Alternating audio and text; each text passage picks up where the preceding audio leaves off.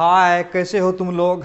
हम लोग last lecture में बहुत ही शानदार टॉपिक पढ़ रहे थे, टोटल इंटरनल रिफ्लेक्शन, और बड़ा ही मज़ेदार है और उम्मीद करता हूँ कि मज़ा भी आ रहा होगा।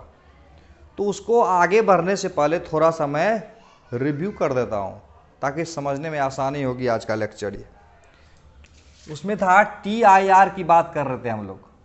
TIR, total internal reflection. TIR में क्या होता है, देखो मान लेते हैं कि ये एक मीडियम है जिसका रिफ्रैक्टिव इंडेक्स है μ1 और एक मीडियम ये है जिसका रिफ्रैक्टिव इंडेक्स है μ2 और इसका रिफ्रैक्टिव इंडेक्स ज़्यादा है, यानी μ1 ज़्यादा है और μ2 कम है। म्यू और ये अगर ज़्यादा है तो डेंसर मीडियम होगा और ये कम है तो रेरर मीडियम होगा। लिख देता हूँ मैं, μ1 ज़्यादा है और μ2 कम है। और मान लेते हैं एक लाइट सोर्स यहाँ पर है। लाइट को ऐसे करेंगे तो सीधे जा रहा था, देखे थे हम लोग। और लाइट को अगर ऐसे करेंगे इस तरह से तो इस तरह से जाएगा, और लाइट को थोड़ा सा और बेंड करेंगे यानी एंगल को थोड़ा सा और बढ़ाएंगे तो इस प्रकार से जाएगा। इस एंगल को हम लोग बोले थे क्रिटिकल एंगल, और ये एंगल हो जाएगा 90 डिग्री। और इस प्रकार से और एंगल ऑफ इंसिडेंस को बढ़ा देंगे तो इस तरह से लाइट उसी मीडियम में वापस आ जाएगा। और ये वाला एंगल होगा थीटा और ये वाला भी एंगल होगा थीटा। इस तरफ होगा थीटा क्रिटिकल से छोटा और इस तरफ होगा थीटा क्रिटिकल से ज्यादा। बताया था कि टोटल इंटरनल रिफ्लेक्शन इसको क्यों बोलते हैं, टोटल इंटरनल रिफ्लेक्शन क्यों बोलते हैं इसको। बड़ा ही आसान जवाब है इसका, एक एग्जांपल से समझा रहा हूं। देखो मान लेते हैं कि ये एक मीडियम है और दूसरा है ये दो एग्जांपल देता हूं मैं। और इस एग्जांपल में मान लेते हैं कि एंगल ऑफ इंसिडेंस जो है ना क्रिटिकल एंगल से कम है और इसमें एंगल ऑफ इंसिडेंस को क्रिटिकल एंगल से ज़्यादा मान लेते हैं। तो दोनों में क्या होता है वो देखते हैं। लाइट रे को यहाँ से जब ऐसे इंसिडेंट कराएंगे इस तरह से तो क्या होगा, यहाँ पर रिफ्लेक्शन होगा कि रिफ्लेक्शन होगा। इसका रिफ्रैक्टिव इंडेक्स मान लेते हैं म्यू है और इसका भी रिफ्रैक्टिव इंडेक्स मान लेते हैं म्यू है। ओके, लाइट रे अगर इधर से इधर जाएगी तो क्या होगा, तो इधर से ये क्रिटिकल एंगल से छोटा होगा एंगल ऑफ इंसिडेंस। तो इसका मतलब लाइट रे क्या होगा, रिफ्रैक्शन करेगा। बिल्कुल सही। तो कहता है कि लाइट रे टोटल इंटरनल रिफ्लेक्शन क्यों नाम दिया, जरूर कोई बात होगी। तो कहता है लाइट रे को अगर हम इंसिडेंट करेंगे क्रिटिकल एंगल से कम पर, कितना पर, क्रिटिकल एंगल से कम पर लाइट रे को अगर इंसिडेंट करेंगे, ये एंगल ऑफ इंसिडेंस थीटा है, तो लाइट का रिफ्रैक्शन होगा और साथ ही साथ कुछ रिफ्लेक्शन भी हो जाता है। इसीलिए इसमें टोटल ना तो रिफ्लेक्शन होता है और ना तो टोटल रिफ्लेक्शन होता है, यानी पार्शियल इसमें रिफ्लेक्शन हो जाता है, अब बाकी रिफ्रैक्शन हो जाता है। कहने का मतलब हुआ कि इसमें कुछ भाग मान लेते हैं I0/4 इधर आ जाएगा तो 3I0/4 किधर आ गया होगा, इधर हो जाएगा। इसका मतलब हुआ 75% इसमें, 75% इसमें रिफ्रैक्शन हुआ और कुछ कुछ पार्ट इसमें रिफ्लेक्शन भी हो गया। यानी लाइट इंसिडेंट करेगा क्रिटिकल एंगल से कम में तो रिफ्लेक्शन भी होगा और रिफ्रैक्शन भी होगा। तो यहाँ पर रिफ्लेक्शन कितना हुआ और रिफ्रैक्शन कितना होगा, परसेंटेज में बात करें तब दो उदाहरण से इधर दूसरा बता दूंगा। इसमें अगर बात करूं रिफ्रैक्शन का बात करें तो कितना हुआ, 75% हुआ। 3/4 मतलब 0.75, यानी 75% रिफ्रैक्शन है। तो रिफ्लेक्शन भी कुछ कुछ है, रिफ्लेक्शन भी है कुछ कुछ। कितना रिफ्लेक्शन है यहाँ पर, 25%। यानी लाइट रे को इंसिडेंट कराएंगे क्रिटिकल एंगल से कम एंगल पर तो क्या होगा कि रिफ्रैक्शन भी होगा और रिफ्लेक्शन भी होगा, और रिफ्रैक्शन ज़्यादा होगा और रिफ्रैक्शन कम होगा, रिफ्लेक्शन। लेकिन अगर इस तरह का कहानी अगर मैं बताऊं, इस तरह का देखो, जैसा कि यहां पर दिया हुआ है कि अगर लाइट रे को इंसिडेंट कराएंगे अगर लाइट रे को इंसिडेंट कराएंगे theta greater than critical angle पर, क्रिटिकल एंगल से ज्यादा थीटा पर लाइट रे को इंसिडेंट कराएंगे, तो क्या होगा, लाइट रे इधर रिफ्लेक्ट करेगा और ये अगर इसका इंटेंसिटी आई नॉट, यहां पर भी ध्यान रखना इसका इंटेंसिटी था आई नॉट, तो आई नॉट का एक भाग इधर आया और 3/4 भाग इधर आया, यानी I/4 इधर 3I/4 इधर आया था। यहां पर अगर ये इंटेंसिटी अगर आई नॉट है तो यहां इंटेंसिटी आई नॉट है, तो इधर क्या होगा, इसमें रिफ्रैक्शन कितना हुआ, रिफ्रैक्शन या ट्रांसमिशन कितना हो गया 0%। और बात करेंगे रिफ्लेक्शन का तो वो कितना हो गया 100%। नहीं, तो इसका मतलब जब TIR का केस होगा तो लाइट की इंटेंसिटी, इमेज की जो इंटेंसिटी होगी वो सबसे ज्यादा होगा, तो इसीलिए TIR केस में इमेज सबसे ज्यादा ब्राइट और होता है रिफ्रैक्शन या रिफ्लेक्शन वाला केस की तुलना में। क्यों, अभी तो बताया, क्योंकि TIR में लाइट टोटली रिफ्लेक्ट कर जाता है, बाकी कहीं खर्चा नहीं होता है लाइट, यानी जितना इंटेंसिटी ऑब्जेक्ट से निकला सारा का सारा इंटेंसिटी रे में मौजूद रहता है, यानी जहां इमेज बनेगा वहां पर ब्राइटनेस सबसे ज्यादा होगा, क्योंकि इंटेंसिटी रिफ्लेक्शन में 100% होगा। ये बात समझ में आ गया। अब हम समझा रहे हैं तो तुमको कि इसका एक एंगल ऑफ डिविएशन और एंगल ऑफ इंसिडेंस में क्या रिलेशन है, बड़ा इंपॉर्टेंट और मजेदार चीज है वो। देखे क्या, angle of incidence versus angle of deviation का ग्राफ बात कर रहा हूं मैं। क्या चीज का ग्राफ बात कर रहे हैं, एंगल ऑफ इंसिडेंस, यानी इसका ग्राफ ड्रॉ करना।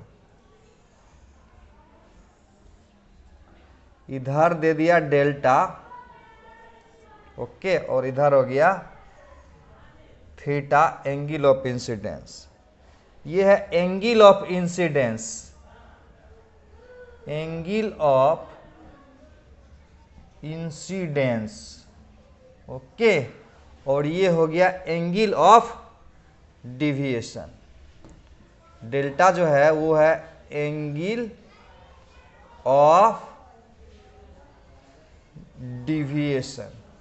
ऐसे तो मैं बताऊंगा कि क्या होगा, लेकिन एडवांस में याद कर लेना जरूरी होता है, याद ही कर लेते हैं पहले, उसके बाद जरूरत पड़ेगा तो मैं उसको डिराइव कर दूंगा। ओके, याद कर लेना। क्या याद कर लेना, देखो यहां पर दो बात है। क्रिटिकल एंगल यहां पर बाउंड्री लाइन है, क्रिटिकल एंगल से पहले और क्रिटिकल एंगल के बाद का कहानी अलग अलग है।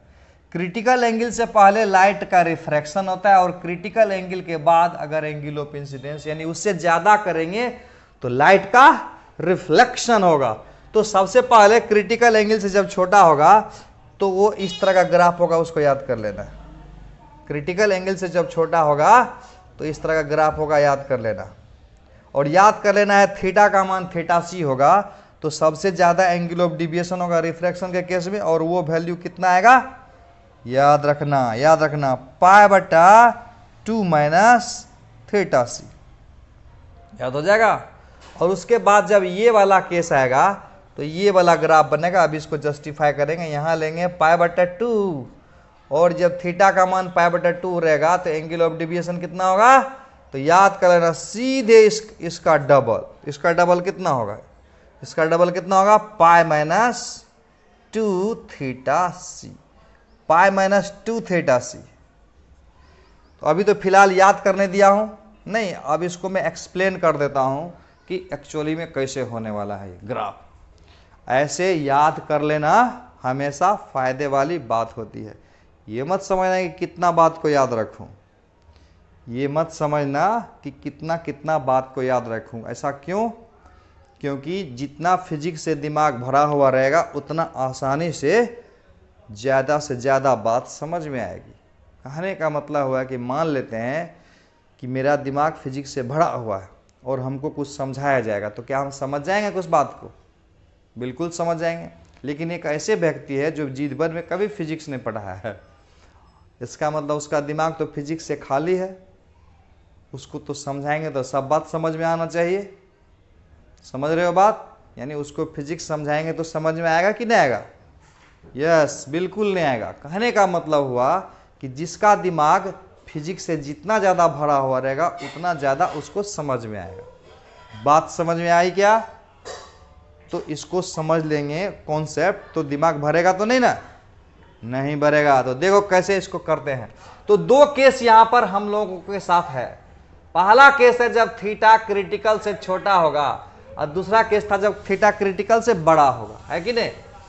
केस 2 में क्या था? जब थीटा क्रिटिकल से बड़ा होगा। ये दो केस था, थीटा का मान क्रिटिकल से छोटा और थीटा का मान क्रिटिकल से बड़ा, दो ही सिचुएशन आएगा यहां पर। तो क्रिटिकल से छोटा वाला को देख लेते हैं एक बार।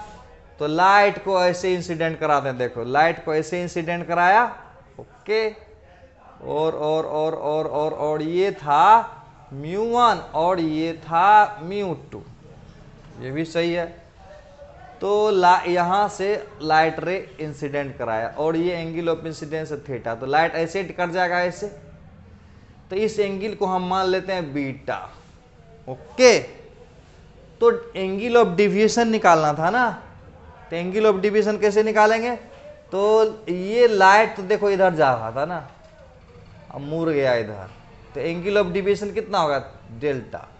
अगर ये एंगल थीटा होगा तो ये एंगल कितना हो जाएगा? थीटा हो जाएगा। तो डेल्टा का मान होगा कितना ये बता दो? डेल्टा का मान होगा कितना?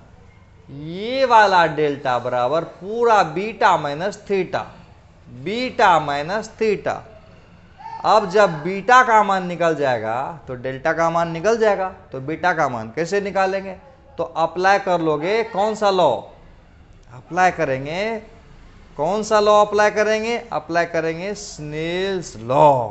कौन सा लॉ? Snell's law. तो वो क्या करेंगे? लिखेंगे μ1 sin theta, okay, μ1 sin theta is equal to μ2 sine, क्या sine? Sine beta, okay. Sine beta is equal to μ1 sin theta divided by μ2। तो बीटा इज इक्वल टू क्या हो जाएगा? Beta is equal to sine inverse μ1 sin theta by μ2। तो अब ये एक बात बताना है, डेल्टा बराबर क्या होगा? डेल्टा बराबर क्या होगा? डेल्टा बराबर बीटा माइनस थीटा। तो बीटा के जगह रख देता हूं sine inverse μ1 sin theta divided by μ2 minus theta. अच्छा एक बात बताओ, तो क्या ये इक्वेशन, इस इक्वेशन में थीटा के बढ़ने से डेल्टा का मान बढ़ेगा कि घटेगा? दिख रहा है ना यहाँ पर, बड़ा आसानी से दिख रहा था। लाइट रे थीटा बराबर 0 देंगे तो डिविएट करेगा 0 से, थोड़ा सा थीटा बढ़ाए तो डिविएशन बढ़ गया, और थोड़ा थीटा बढ़ाएंगे तो और डिविएशन ज़्यादा हो गया। इसका मतलब थीटा के बढ़ाने से डिविएशन का मान बढ़ रहा है। लेकिन सवाल उठता है कि लीनियरली या नॉन लीनियरली। तो ये तुमको लीनियर लग रहा है कि नॉन लीनियर लग रहा है? लीनियर इक्वेशन क्या होता है जानते हो कि नहीं? तो इसका मतलब डेल्टा इज क्या है? नॉन लीनियर है। ये क्लियर हो गया? Delta is non linear. Non linear decreasing की increasing? Non linear increasing function. Non linear increasing function. कौन सा function? Non linear increasing function है। डेल्टा क्या है? Non linear increasing function. यानी delta will be maximum. Delta will be maximum कब? Increasing करेंगे तो इंक्रीज करते थीटा का मान ज्यादा से ज्यादा कितना होगा? थीटा का मान थीटा सी हो जाएगा। क्लियर है? थीटा का मान जब थीटा सी हो जाएगा तो डेल्टा का मान सबसे ज्यादा होगा। वहां से देखो ना, थीटा का मान थीटा सी से कम रहेगा, यानी थीटा का मान ज्यादा से ज्यादा थीटा सी तक जाएंगे। ओके, तो थीटा का मान बढ़ने से डेल्टा का मान बढ़ता है, तो यानी थीटा का मान जब सबसे ज्यादा लेंगे तो डेल्टा का मान सबसे ज्यादा लेंगे, और डेल्टा थीटा का मान सबसे ज्यादा कितना लेंगे? थीटा सी ले लेंगे। कुछ कुछ समझ में भी आ रहा है क्या? यस। तो डेल्टा मैक्सिमम बराबर क्या होगा? यहां वैल्यू पुट कर दो, sine inverse μ1 by μ2 sine theta C minus theta C कर देंगे। थीटा के स्थान पर क्या कर देंगे? थीटा सी कर देंगे। थीटा के बदले में क्या कर देंगे? थीटा सी कर देंगे। ओके, तो अब देखो यहां से क्या आया? डेल्टा मैक्स बराबर क्या आया? आया sine inverse μ1 by μ2 sine theta C बराबर क्या आएगा? लास्ट लेक्चर में सिखाए थे ना, थीटा सी बराबर क्या आएगा? म्यू कम बटा म्यू ज्यादा। इधर से इधर जा रहा तो ये कौन सा मीडियम होगा? डेंसर। और ये कौन सा मेथड होगा? Rarer medium. तो क्या होगा इसका? साइन थीटा सी की जगह क्या रख देंगे? μ2 बटा μ1 रख देंगे, अब माइनस यहां थीटा सी ले लेंगे। ओके, अब बराबर क्या हो गया? साइन इनवर्स, और ये कट जाएगा μ2 μ2, और ये μ1 भी बच जाएगा 1, अब माइनस थीटा सी, यानी डेल्टा मैक्स का मान इतना आया, यानी ये हो जाएगा पाई बाय 2 माइनस थीटा सी।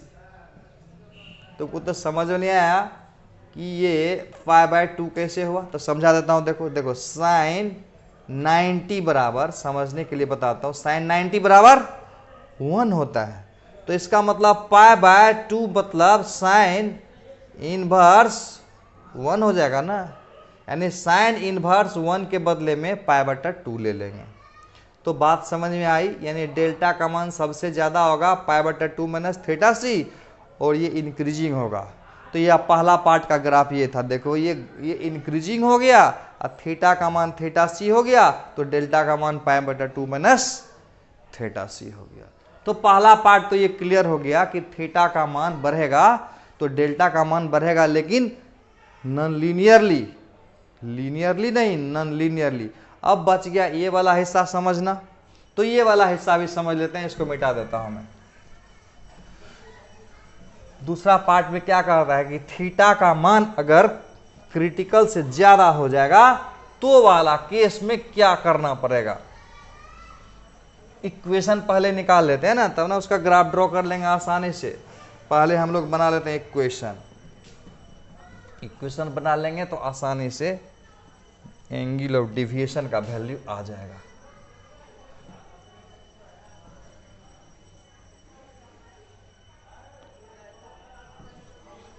देखो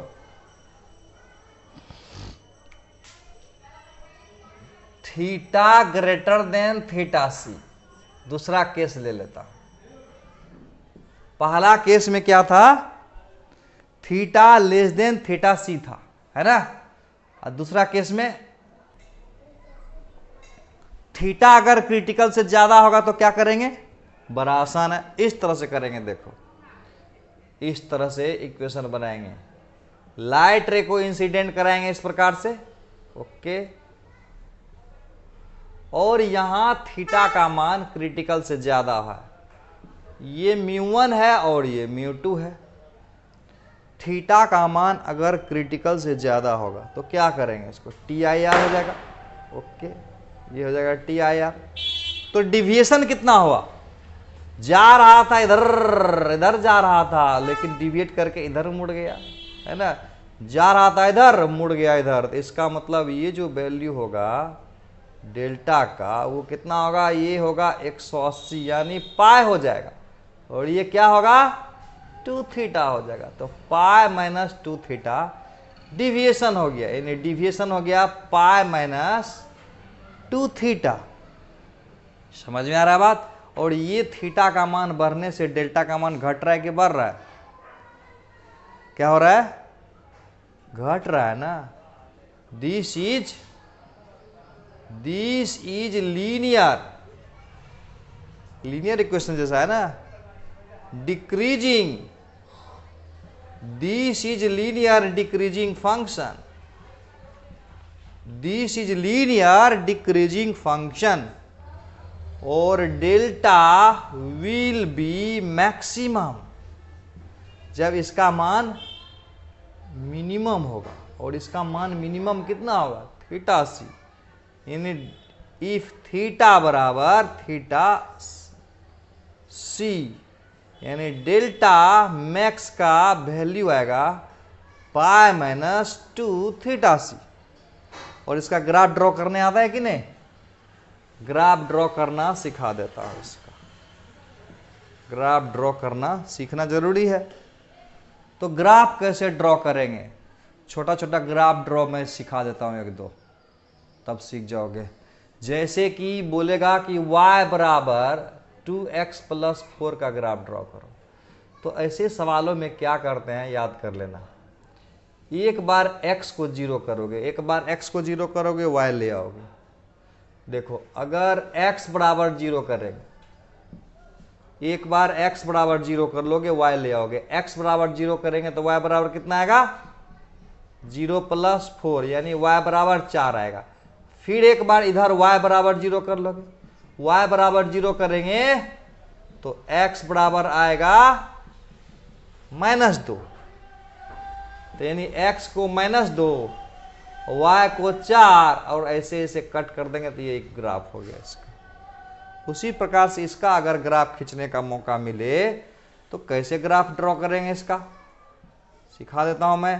देखो यहां आया थीटा और यहां आया डेल्टा, एक बार क्या करेंगे, थीटा बराबर 0 करेंगे। जब थीटा बराबर 0 करेंगे तो डेल्टा बराबर क्या आएगा, पाई आ जाएगा, बिल्कुल सही। और एक बार डेल्टा बराबर 0 करेंगे, यानी एक बार इधर 0 करेंगे, उधर का मान आ जाएगा, एक बार इधर 0 करेंगे, इधर का मान आ जाएगा। तो अगर हम उधर 0 करते हैं, डेल्टा बराबर अगर 0 करते हैं, डेल्टा बराबर 0 करेंगे, थीटा बराबर कितना होगा, पाई बाय 2 आ जाएगा, और इस प्रकार से ये ग्राफ बन जाएगा, ये ग्राफ बन जाएगा। यहां पर थीटा का मान थीटा सी पर कहानी कुछ हो रहा है उल्टा पुल्टा, नहीं, थीटा का मान जब थीटा सी होगा, थीटा का मान जब थीटा सी हो जाएगा तो डेल्टा बराबर पाई माइनस 2 थीटा सी हो जाएगा, पाई माइनस 2 थीटा सी हो गया। और यहां से यहां वाला ही ग्राफ लेना था इसमें, नहीं तो यहां पर आप देखो ध्यान से, है कि नहीं, ये वाला ग्राफ ऐसे जाता और ऊपर में पाई पर चला जाता, पाई पर, इधर से ये और इधर से ये जाते तो पाई पर पहुंच जाता, और हमको थीटा सी से ज़्यादा वाला पार्ट चाहिए था, तो इसका मतलब थीटा सी के सामने में पाई माइनस 2 थीटा सी हो जाएगा। तो इस प्रकार से ये ग्राफ याद कर लेना है ना। यानी डिविएशन के केस में, डिविएशन का वैल्यू TIR के केस में सबसे ज़्यादा होगा पाई माइनस 2 थीटा सी। ओके, अब TIR का कुछ यूजेज तुमको देख करके समझा देता हूं मैं। TIR का यूजेज देखो, यूजेज ऑफ TIR कहां कहां एप्लीकेशन हो रहा है, यूजेज हो रहा है। तो मान लेते हैं कि ये एक प्रिज्म है, ये एक प्रिज्म है जिसका ये वाला एंगल 45 डिग्री है और ये वाला एंगल भी 45 डिग्री है, तो ऑब्वियसली ये 90 डिग्री हो जाएगा। ओके, अब मान लेते हैं लाइट रेस पर इंसिडेंट हो रहा है नॉर्मल है, तो सीधे इधर भाग आएगा, और इसका जो नॉर्मल है वो देखना है। ये नॉर्मल क्या है, यहां पर नॉर्मल क्या है, तो ये नॉर्मल जो है कितना एंगल बना रहा है, ये अगर 45 है तो ये भी 45 होगा, और ये 90 है तो कितना होगा, ये 45 डिग्री हो जाएगा। तो यानी यहां जो थीटा है इसका क्रिटिकल एंगल कितना होगा, अगर ये म्यू बराबर 3/2 होगा तो क्रिटिकल एंगल निकाले थे कि 42 डिग्री होगा, 42 डिग्री होगा। Very good.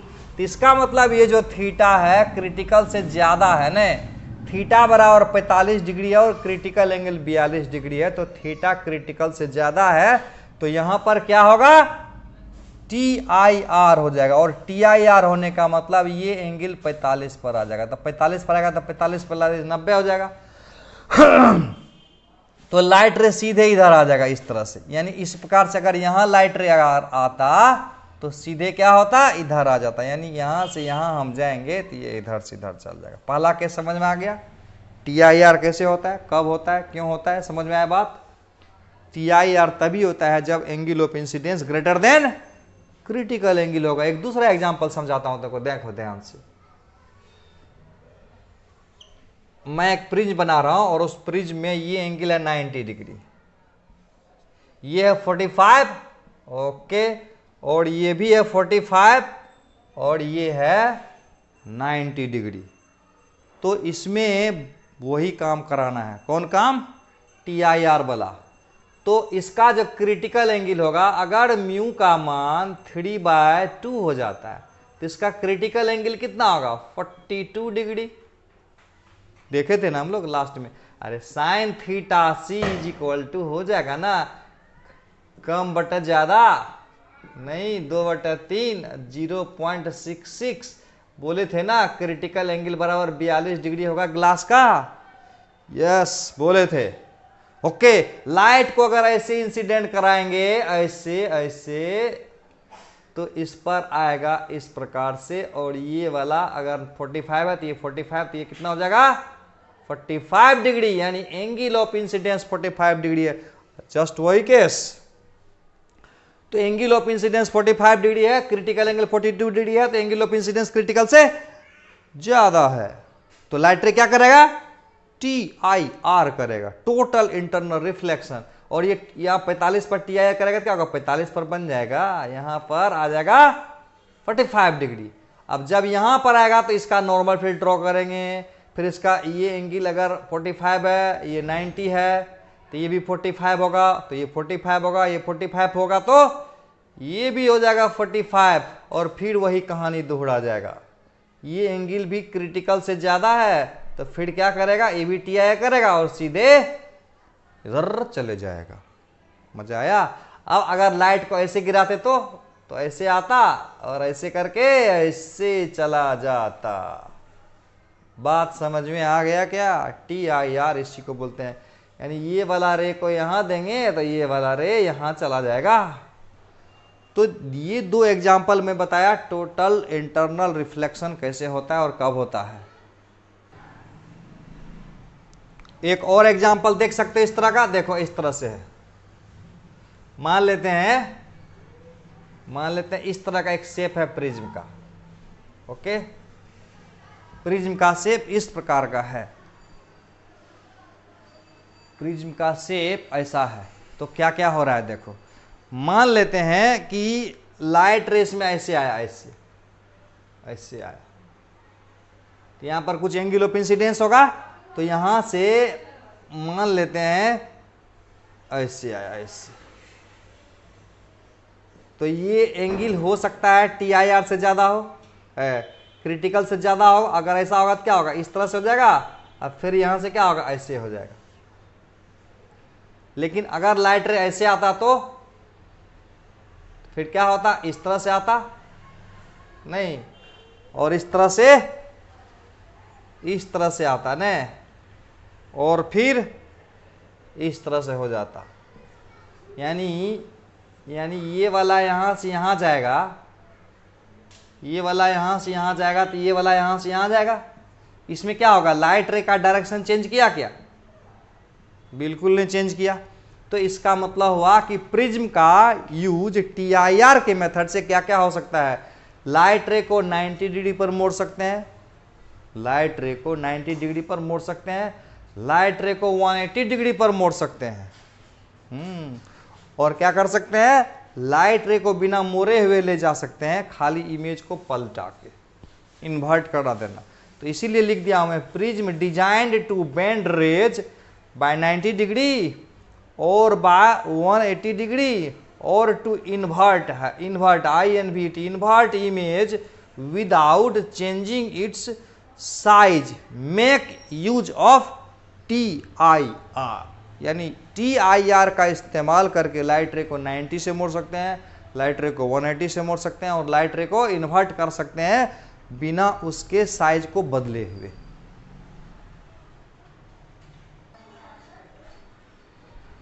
TIR के कुछ और बात को समझते हैं, जैसे स्पार्कलिंग ऑफ डायमंड,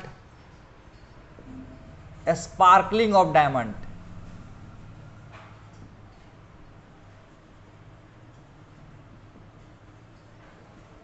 डायमंड क्यों चमकता है? सवाल है, पूछेगा कि डायमंड क्यों चमकता है।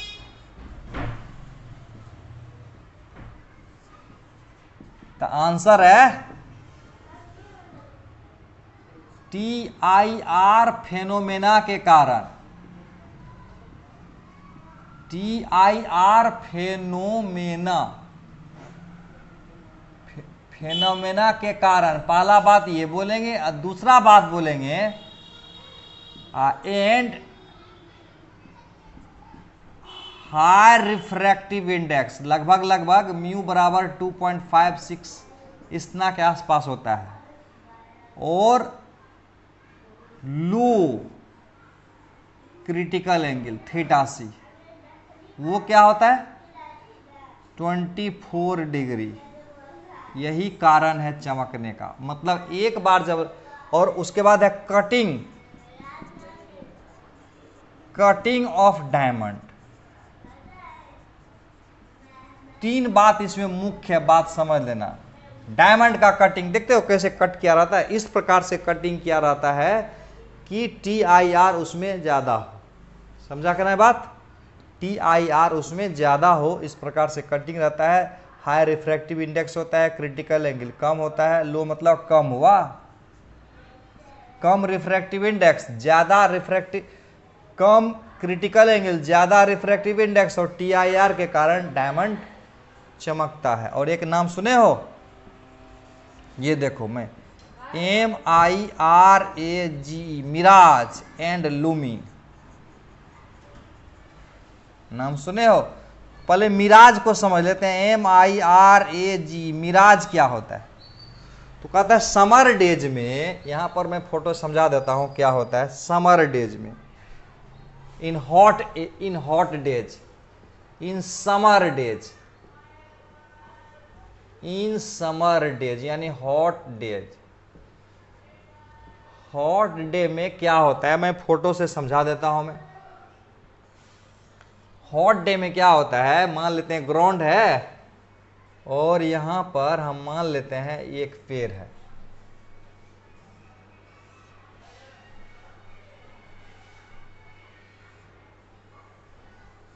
कोई पेड़ है मान लेते हैं, है ना।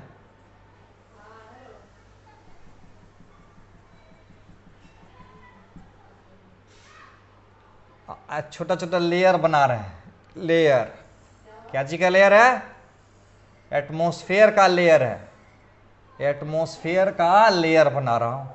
ध्यान से समझना, मजा आ जाएगा तुमको, एकदम एंजॉय करने लगोगे। अभी ये क्या बनाया, लेयर बनाया। किसका लेयर बनाया, एटमॉस्फेयर का लेयर बनाया। ओके। और गर्मी के दिन में हॉट डे में जमीन गर्म हो जाता है, और रेगिस्तान में डिजर्ट में पूरा गर्म हो जाएगा, तो बालू गर्म हो जाएगा, तो नीचे का मीडियम रेयर हो जाता है, ऊपर का मीडियम डेंसर हो जाता है।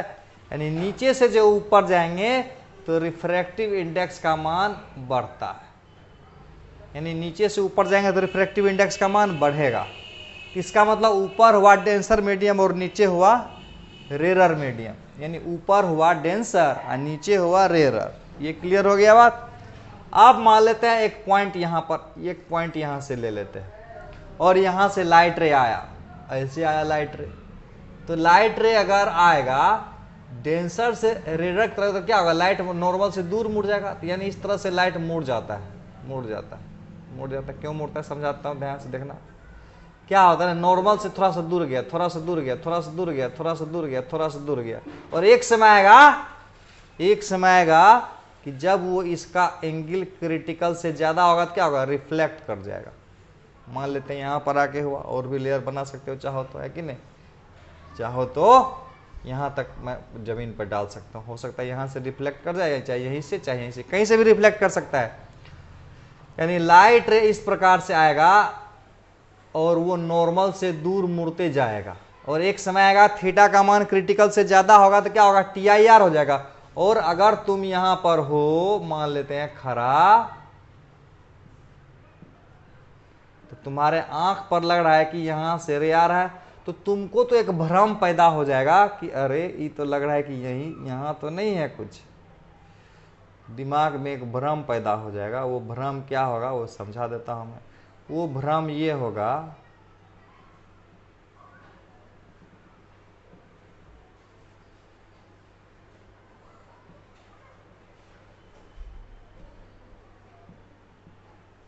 लगेगा कुछ मिरर बन गया और ये वाला इमेज यहां पर नजर आने लगेगा।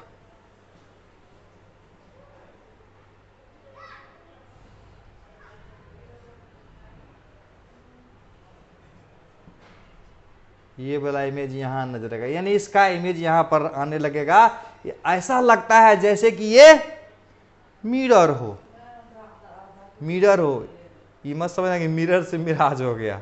मिराज एक फेनोमेना है जो हॉट डिजर्ट में यानी रेगिस्तान में गर्मी के मौसम में जब धरती तपती है तो नीचे का जो एयर है वो ऊपर भाग जाता है, यानी नीचे हो जाता है रेरर मीडियम, ऊपर होता है डेंसर मीडियम। ओके, तो ऊपर से जब लाइट नीचे आएगी डेंसर से रेरर की तरफ, तो लाइट नॉर्मल से दूर मुड़ते चलेगा, और इस प्रकार से यहाँ के आंख को इधर से आता हुआ रे नजर आएगा। देखो ध्यान से, इधर से आता हुआ रे नजर आएगा, यानी इस आंख को लग रहा है कि रे असल में यहाँ से आ रहा है, लेकिन आ रहा है यहाँ से, लेकिन इसको धोखा हो जाता है कि यहाँ से आ रहा है। वही धोखा ही मिराज है। धोखा क्या करता है, लगता है कि इसीलिए नहीं देखते हो रेगिस्तान में पानी ही पानी नजर आता है, और पानी पीने के लिए दौड़ते रहता है जानवर सब, और पानी नजर आता नहीं है। बड़ा मुश्किल होगा, पानी नहीं मिले तो कितना मजा आएगा। तो ये क्या होता है रेगिस्तान में, इस तरह का घटना होता है।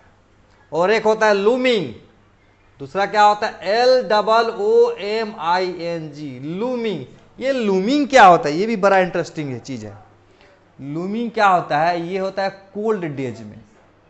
किस समय होगा, कोल्ड डेज में। ये लूमिंग क्या होता है, तो लूमिंग होता है कोल्ड डेज में, ठंडा के मौसम में। वो क्या होता है, देखो ये मान लेते हैं इग्लू है, नाम सुने इग्लू, ये है इग्लू, IL इग्लू। ये इग्लू क्या होता है, इग्लू होता है बर्फ से बना हुआ घर को हम लोग इग्लू बोलते हैं।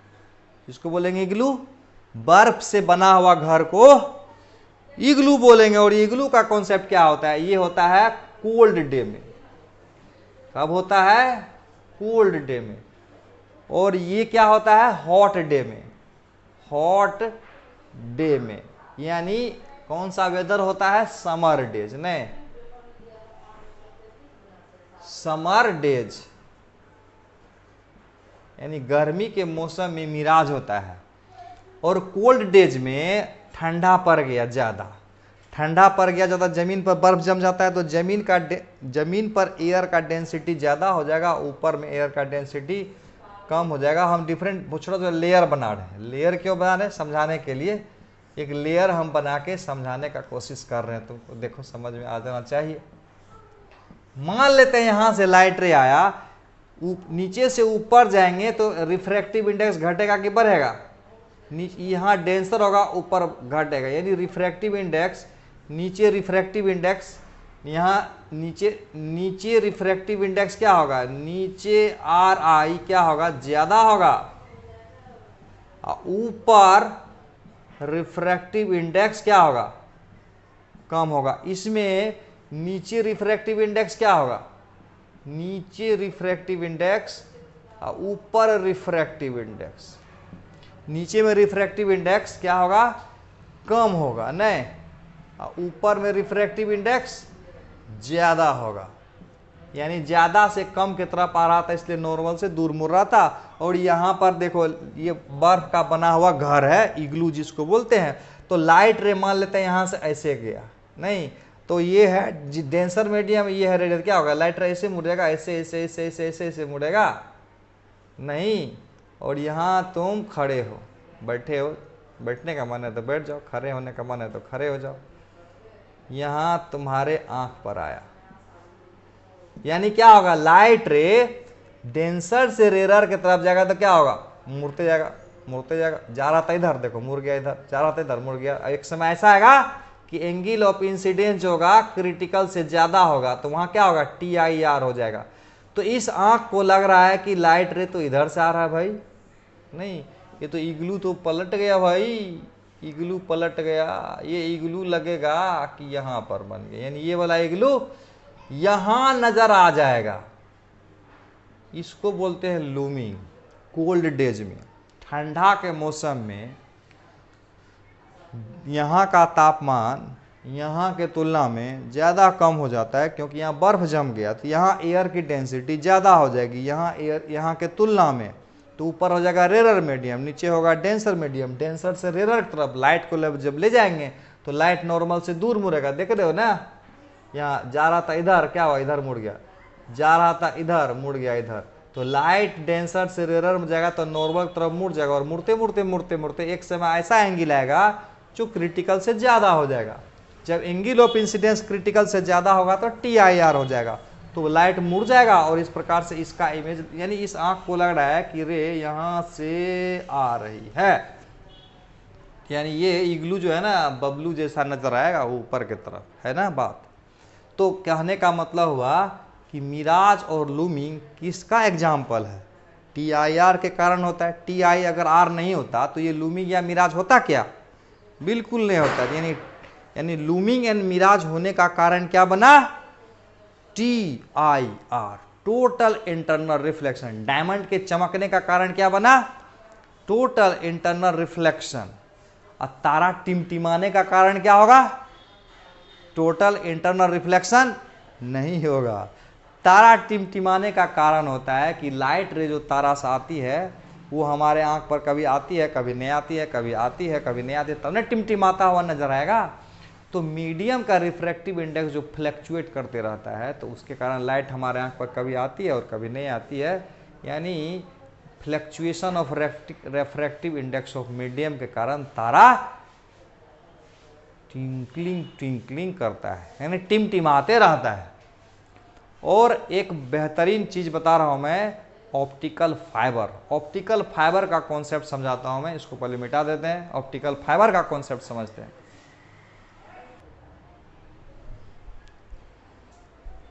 हम लोग बहुत जबरदस्त चीज के बारे में बात बोले थे करेंगे नहीं, और वो है ऑप्टिकल फाइबर। देख लेते क्या होता है ऑप्टिकल फाइबर। तो ऑप्टिकल फाइबर क्या होता है, ऑप्टिकल फाइबर कुछ नहीं, क्या है, इस तरह से बना हुआ, देख ले तो क्या होता है, यानी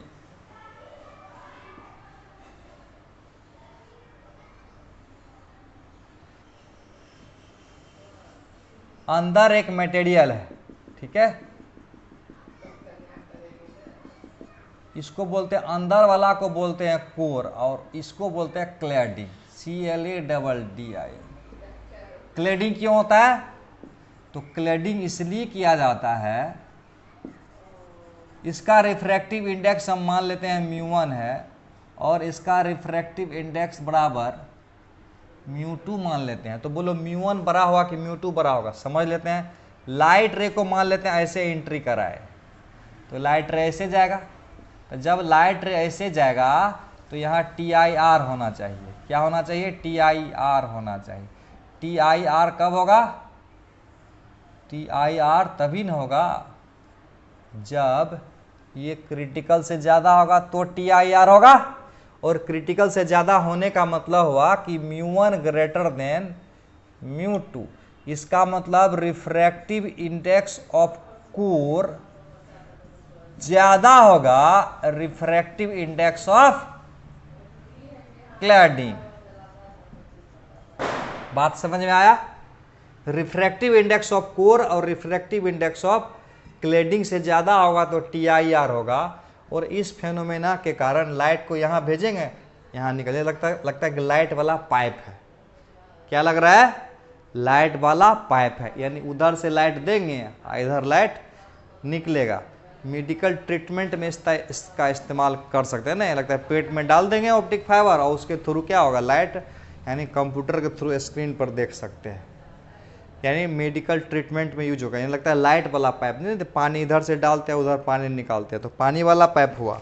और ये कौन सा पाइप है? लाइट वाला पाइप है, लाइट वाला पाइप नहीं। तो इसका एक दो बढ़िया बढ़िया क्वेश्चन बनाता हूँ मैं, जैसे कि मान लेते हैं कि ये पाइप है लाइट वाला, ठीक है, इसको ऐसे समझ लो, फोटो ऐसे भी बना सकते हो ना।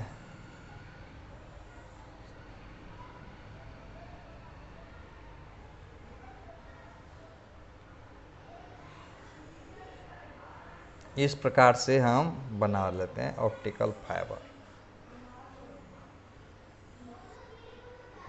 ओके, और अंदर का रिफ्रैक्टिव इंडेक्स मान लेते हैं μ1 है, और क्लैडिंग का रिफ्रैक्टिव इंडेक्स मान लेते हैं μ2 है। और क्वेश्चन में कह रहा है कि एंगल ऑफ इंसिडेंस, ये थीटा का मान कितना होगा कि लाइट इस पर जाएगा और इधर वापिस आ जाएगा। आ रहा है समझ में? क्या कहानी का बोल रहा हूं कहने के लिए कि लाइट ऐसे इंसिडेंट करेगा और ऐसे रिफ्लेक्ट करेगा, यानी TIR होने के लिए थीटा का एंगल ऑफ एडमिटेंस क्या होगा? 4TIR। क्वेश्चन समझिए ध्यान से और इसको कॉन्सेप्ट के रूप में समझिए। क्वेश्चन में क्या कह रहा है कि एंगल ऑफ इंसिडेंस यानी एंगल ऑफ एडमिटेंस क्या होगा कि TIR हो जाएगा, यानी इस सरफेस से लाइट बाहर नहीं निकले। फिर से समझाता हूं मैं फोटो से, देखो मान लेते हैं ये एक सरफेस बनाया और इसका रिफ्रैक्टिव इंडेक्स मैं दिया μ1 और इसका रिफ्रैक्टिव इंडेक्स दिया μ2, और इधर का है एयर और इधर का है μ2। आया समझ में? यानी इधर का है μ2, इधर का है μ2, इधर का है μ2, इधर का सब का μ2।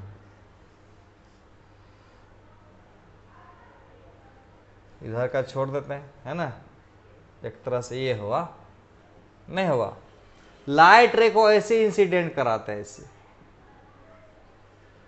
और ये एंगल ऑफ इंसिडेंस थीटा के जगह आई लिख देता हूं, कोई दिक्कत नहीं है। थीटा लिखने का मतलब थीटे लिख दो, थीटा के जगह थीटा है।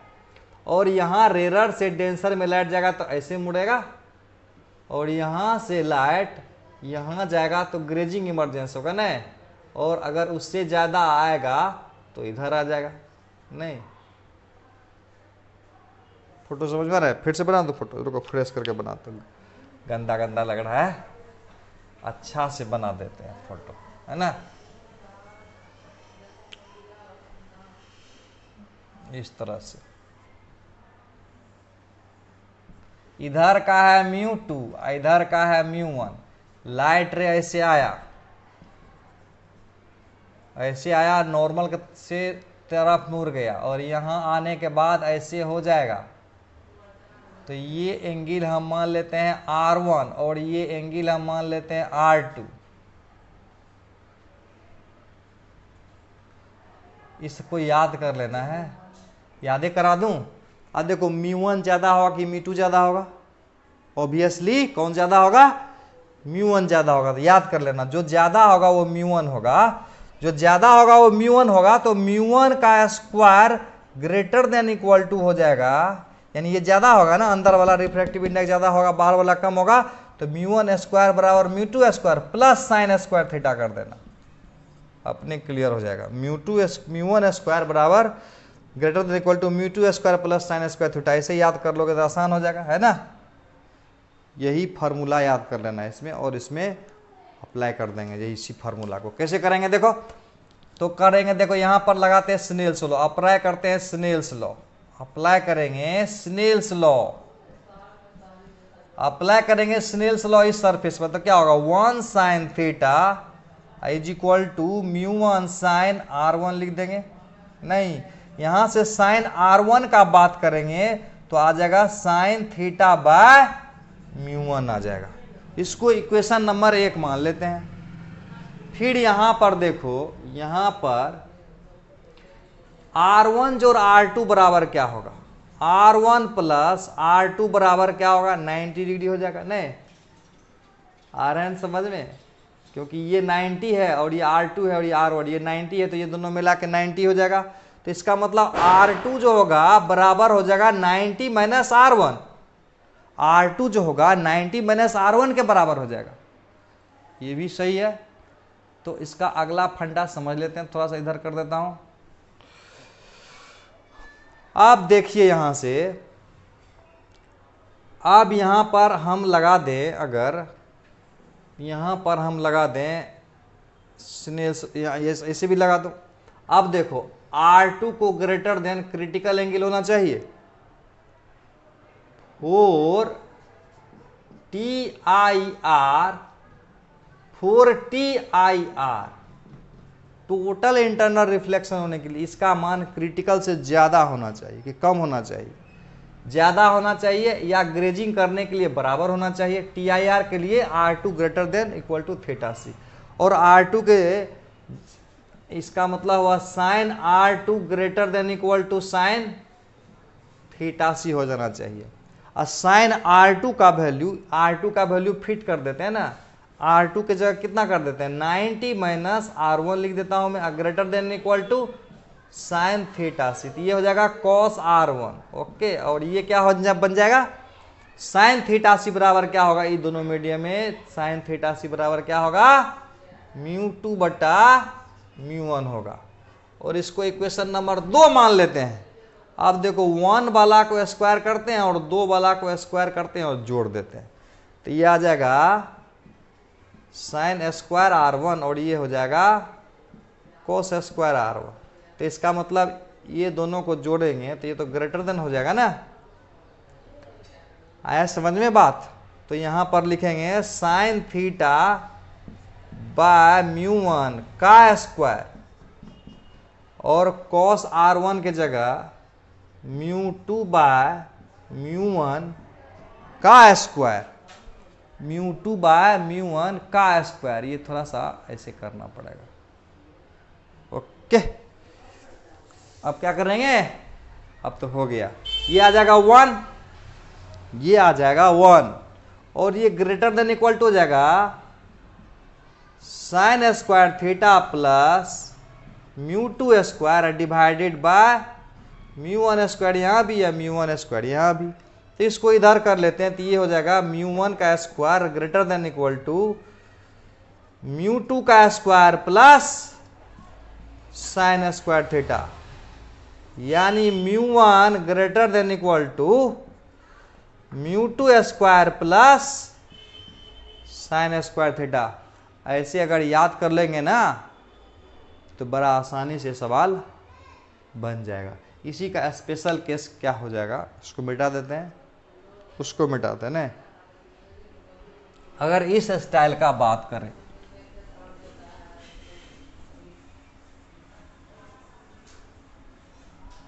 इसको मिटा देंगे ना तो सवाल को एग्जाम्पल के रूप में समझा देंगे। मिटा रहे हैं तो मान लेते हैं कि एक ग्लास स्लैब है और उसके सराउंडिंग का मीडियम का रिफ्रैक्टिव इंडेक्स 1 है। कुछ इस प्रकार से करते हैं। इसको थोड़ा नीडर कर देता हूं। देखो कुछ इस प्रकार से मान लिया जाए कि ये एक ग्लास स्लैब है। ओके, ये ग्लास स्लैब है, ठीक, ये ग्लास स्लैब है। ओके, और इधर लाइट रे को भेजेंगे इस प्रकार से, और ये ऐसे गया। अब बोल रहा है कि इस पर लाइट नहीं निकल के इधर निकले लाइट, और इधर का रिफ्रैक्टिव इंडेक्स बराबर 1 हो जाएगा और इधर का हो जाएगा म्यू, और इधर तो एयर है। तो कहता है कि थीटा का मान कितना होगा कि लाइट ए बी सरफेस पर टी आई आर कट जाए। क्वेश्चन में क्या कर रहा है, लाइट ए बी सरफेस पर टी आर कट जाए, इसके लिए थीटा का मान कितना होगा। तो देखो ये जो म्यू है ना, mu square greater than equal to हो जाएगा इधर वाला का 1 square plus sine square theta, यानी mu greater than equal to 1 plus sine square theta को रूट कर देंगे। क्लियर है बात। अब एक सवाल और देखते हैं।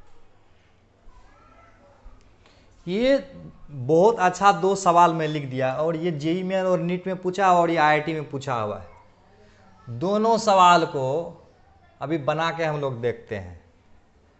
क्वेश्चन में देखो क्या है, कहता है कि ये एक स्लैब डाल दिया और इधर से लाइट रे को गिराया 45 डिग्री के एंगल पर, और ये एंगल जो है 45 डिग्री इस प्रकार से है कि लाइट रे इस प्रकार से हो जाए। तो क्वेश्चन में कह रहा है कि म्यू का कितना मान होगा, minimum refractive index of prism क्या होगा। क्वेश्चन समझ में आया। कहता है minimum refractive index of prism क्या होगा कि ये वाला लाइट इस प्रकार रिफ्लेक्ट हो, यानी इस सरफेस से बाहर नहीं निकले। दूसरा सवाल था कि अल्फा का मैक्सिमम वैल्यू कितना होगा। क्वेश्चन में करता है find maximum value of alpha such that A B C D, light ray B D वाला सरफेस से बाहर नहीं जाए तो सी डी वाला सरफेस से बाहर जाए। क्वेश्चन समझ लेना। Find the maximum value of alpha such that light ray will not emerge from face B D, ये only emerge from face C D, यानी बी डी सरफेस से लाइट बाहर नहीं जाए, इसके लिए अल्फा का मान कितना होगा ये इसमें निकालना है। क्लियर है बात। लिख दूं क्या क्वेश्चन। तो पहले इस खूबसूरत सवाल को देख लेते हैं। इस खूबसूरत सवाल में मैं ट्रिक बताया था। देखो ये बड़ा सिंपल है। बताया था म्यू का स्क्वायर जो करोगे वो ग्रेटर देन इक्वल टू कर दोगे, बाहर वाला का से ज्यादा अंदर वाला रहेगा ना रे, बाहर वाला का अंदर वाला का स्क्वायर बाहर वाला का स्क्वायर प्लस कर दोगे साइन स्क्वायर थीटा। बड़ा आसान था, अभी तुरंत बताया है। तो यानी mu greater than equal to 1 plus sine square 45 degree, sine square 45 degree, यानी mu greater than equal to 1 plus sine square 45 बराबर कितना होगा, इस प्रकार से हो जाएगा ना। यानी mu greater than equal to हो जाएगा 1 प्लस 1/2, यानी mu greater than equal to कितना हो जाएगा 3/2। इसका मतलब म्यू का मान या तो 3/2 से बड़ा होगा या तो म्यू का मान इसके बराबर होगा, यानी म्यू इससे या तो बड़ा होगा या इसको बराबर होगा। तो मिनिमम वैल्यू कितना आएगा म्यू का, मिनिमम आया √3/2। ये क्लियर हो गया। अभी तो तुरंत बताए कॉन्सेप्ट ना, अभी तो तुरंत फंडा क्लियर कर दिए हैं कि क्या करना है ऐसे सवालों में। अब बच गया ये सवाल, तो ये तरह इंटरेस्टिंग है। कहता है फाइंड अल्फा का maximum value such that light ray will emerge out only from C D. इसको मिटा देते हैं, उसको वाला को मिटा देंगे।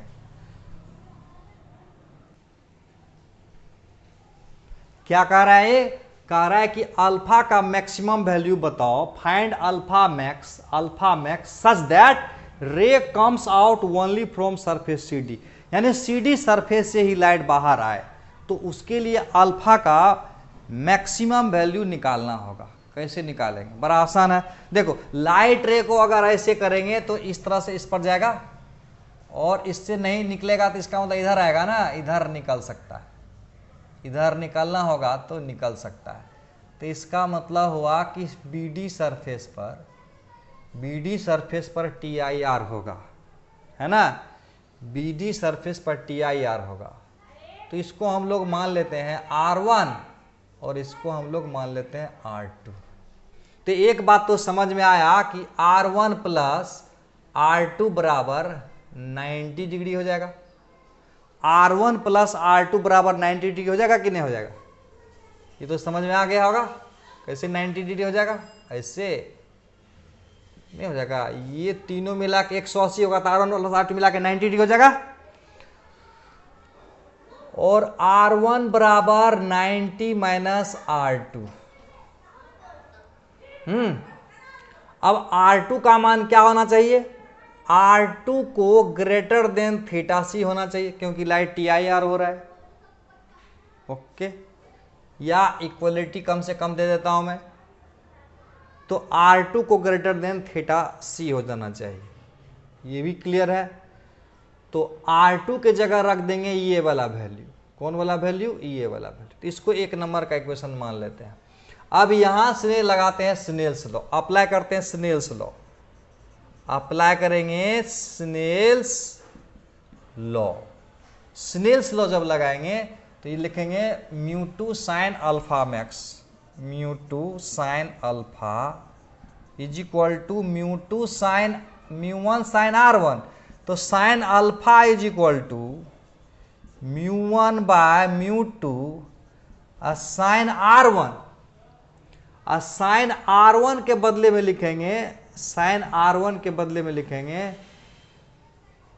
साइन R1 के बदले में लिखेंगे cos थीटा सी। देखो तो यहाँ साइन अगर R1 लगा दे, R1 की जगह रख देंगे 90 माइनस R2 ने, रखता हूँ मैं sine alpha is equal to μ1 by μ2 sine R1 की जगह रख देंगे 90 माइनस R2, यानी μ1 बाय μ2, यहां कर देंगे μ1 बाय μ2, μ1 बाय μ2, यहां हो जाएगा cos R2, cos R2। समझा कि नहीं बात? cos R2, ये भी क्लियर है। साइन अल्फा, ये तो बड़ा आसान है जी, हो गया। R2 को क्रिटिकल से ज्यादा होना चाहिए, नहीं तो R2 का मान क्या होगा? देखो साइन R2 बराबर साइन थीटा सी हो जाएगा। नहीं, साइन R2 मान साइन थीटा सी, साइन R2 का मान साइन थीटा सी के बराबर हो जाएगा। देखो इसको करना है मैक्सिमम, इसको करना है मैक्सिमम, तो इसको करना है मैक्सिमम, इसको करना है मैक्सिमम, तो R2 करना है मिनिमम, R2 को करना है मिनिमम। और R2 का मिनिमम वैल्यू कितना होगा? Theta C. तो R2 का मिनिमम वैल्यू कितना होगा? थीटा सी। ओके, तो साइन R2 का तो मान पता है ना, साइन R2 बराबर होता है साइन थीटा सी। और साइन थीटा सी का मान कितना हो जाएगा? μ2 बटा μ1 हो जाएगा। अब बराबर साइन R2 हो जाएगा, और R2 की जगह क्या रख देंगे? साइन इनवर्स μ2 बटा μ1। आया समझ में बात? तो इसका मतलब अल्फा के जगह हम लोग अल्फा के जगह रख देंगे μ1 बाय, नहीं अल्फा के जगह इस तरह से रख देंगे, यहां कर देता हूं मैं, अल्फा के जगह मिटा देते हैं ऊपर, इधर मिटा रहे हैं, देखो